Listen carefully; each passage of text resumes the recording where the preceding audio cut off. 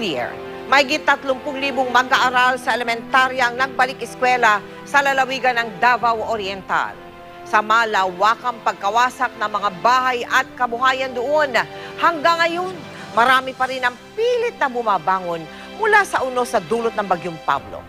Paano kaya ang pagbabalik eskwela ng mga bata doon na galing sa mga pamilya na pang-araw-araw na pagkain nga lang pahirapan pang matustusan?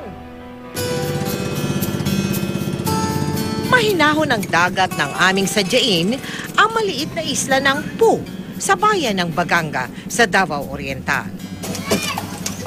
Dito naabutan namin ang 9 na taong gulang na si Mel J na matyagang nililinis ang isang boya o palutang sa dagat na ginagamit ng mga bangka. Ginawa niya kasi itong alkansya.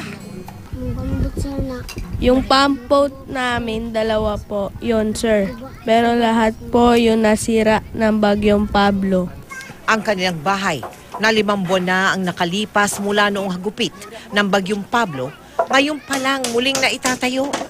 Pangunahing suliranin nilang kung paano makakabili ng gamit pang eskwela si Mel J at ang kapatid na si Marvy. Ang boyang ito sana ang sagot. Mahigit 100 piso na rin kasi ang naipon ni Mel J. Ibinigay niya sa amin ang kanyang alkansya. Sabi niya, Lola, ibili niyo po ng gatas at diaper. Nagkasakit ang pamangkin ni Mel J na muntik ng malunod noong kasagsagan ng bagyo. Kaya ngayon, kahit pabarya-barya, pilit na muling sinisidla ni Mel J ang kanyang alkansya. Manginhas, yan ang tawag nila Mel J at ng kanyang mga kaibigan sa kanilang ginagawa. Sinisisid nila sa dagat ang isang uri ng suso na maaari nilang maibenta.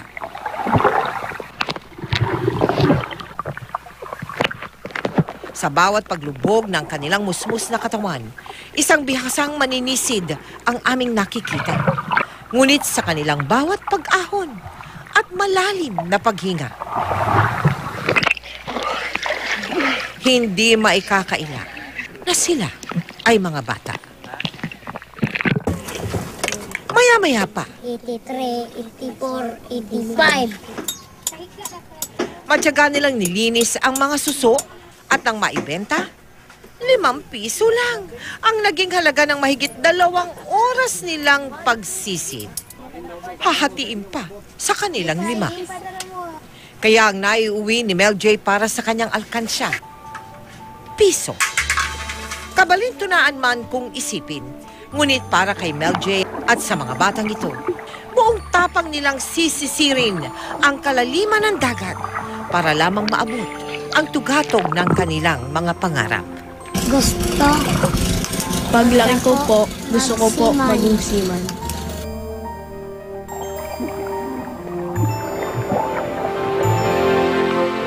Sapat pa kaya ang oras ni Mel J para maipon ang pambili ng kanyang mga gamit pang eskwela?